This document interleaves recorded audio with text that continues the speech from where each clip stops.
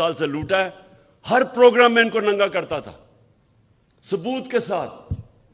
دھمکیاں ملتی تھیں, پیسے کی آفر ملتی تھی, لیکن نہ اس کو کوئی خرید سکتا تھا, نہ ڈرا سکتا تھا. ایک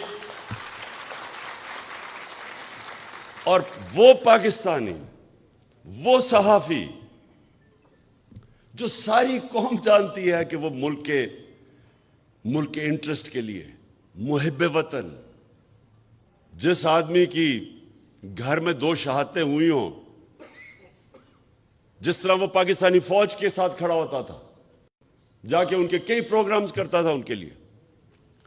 تو یہ آج میں آپ کو بتانا ہوں کہ ٹریجڈی دیکھیں یہ پاکستان کی, اور اس پہ اگر یہ قوم, ہماری قوم اگر نہ کھڑی ہوئی, میں آج آپ کو کہہ رہا ہوں کہ ہمارے میں اور جانوروں میں کوئی فرق نہیں رہے گا. انسانی معاشرہ اور جانوروں کا معاشرہ کیا ہے؟ جانوروں کا معاشرہ کیا ہے؟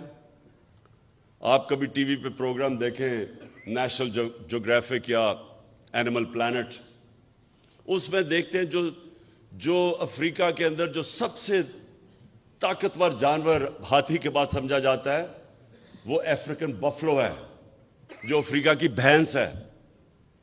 وہ شیر سے بہت طاقتور ہوتا ہے, ان کی تعداد ہزاروں میں ہوتی ہے. لیکن آپ دیکھیں تو شیر کیا کرتا ہے, 4-5 شیر, وہ اتنے ہزار ہوتے ہیں, ان کو ڈرا دیتے ہیں.